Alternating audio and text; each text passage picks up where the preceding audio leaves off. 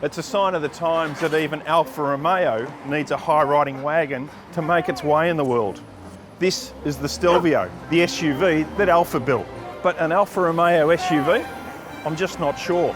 So I'm going to drive the Stelvio till I am sure, or for at least a tank of fuel.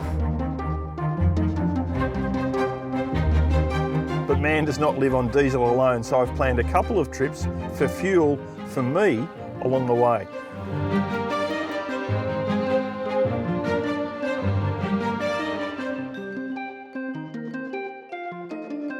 Whether we're talking about an engine or a highly trained athlete like me, how far you can go depends on the energy you have available.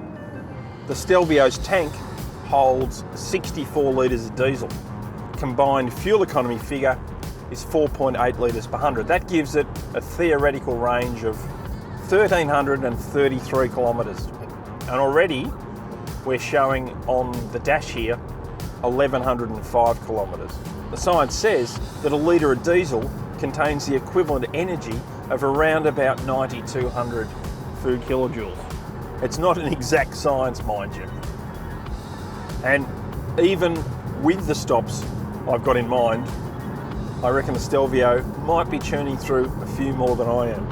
I need at least 2 cups of coffee in the tank to get going in the morning. And after that, well, my consumption varies. And let's not even talk about CO2 emissions.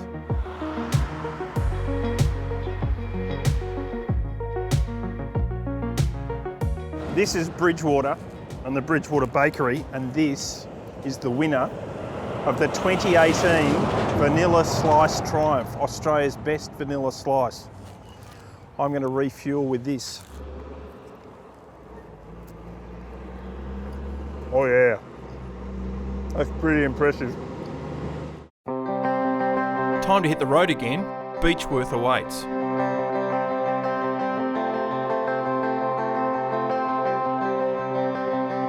The Stelvio is a good partner on a road like this. Rides really well, and it's quiet, not too much wind noise. Importantly for an SUV, it's also practical. It perhaps doesn't have the most legroom in the rear in the class, but the front here, great seats, very accommodating, decent storage, and all the things you'd expect from a prestige SUV.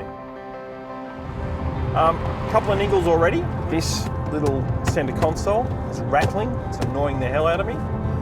And I went to open the blind on the glass roof and that doesn't want to work.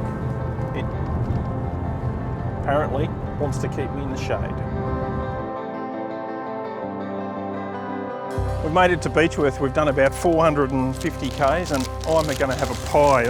Beechworth Bakery reckons these are the best pies in Australia. I'm not going to argue. The Stelvio, still showing over 600 k's left in the tank. It's going to be a longer day than I thought. That's a pretty good pie. And it is worth the drive.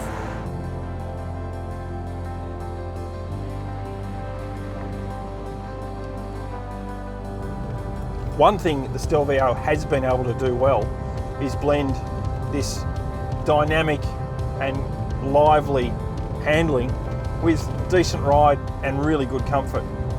These seats are great. I've been sitting in them now for the better part of this day. No pain, no hard spots, and on this road, holding me really well.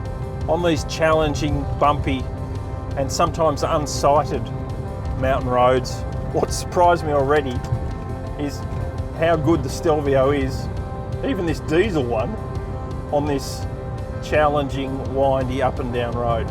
It's still rewarding to drive and still fun to drive, which can't be said about a lot of SUVs. So far, we've done just on 560 kilometres. And Stelvio's fuel tank, I'm just looking, just gone below half. And it says we've got around about 560 kilometres to go according to this tank. Now we're headed to the second last stop on what's been a great road trip.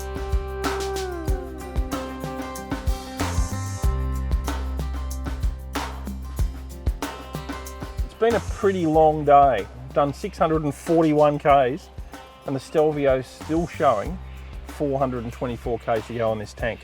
It's time to have a burger in Bonnie Doon, our last stop before we get home to Car Sales HQ to Burnley and grab a beer and sign off for the day.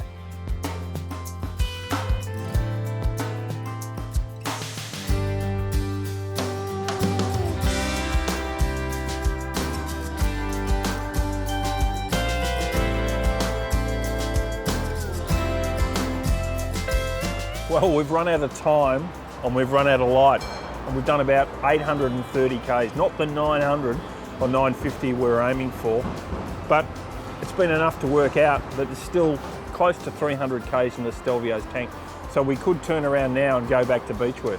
The Stelvio takes it in its stride. It's used probably about 55 litres, probably I think 64 litre tank, so it's got 9 litres left in the tank, and that's a lot less than I've used. I have, it says, consumed 12,508 kilojoules, which is around about 2,900 calories, I think.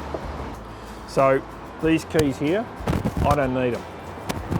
It's time for me to have a beer and walk home, because frankly, I need the exercise.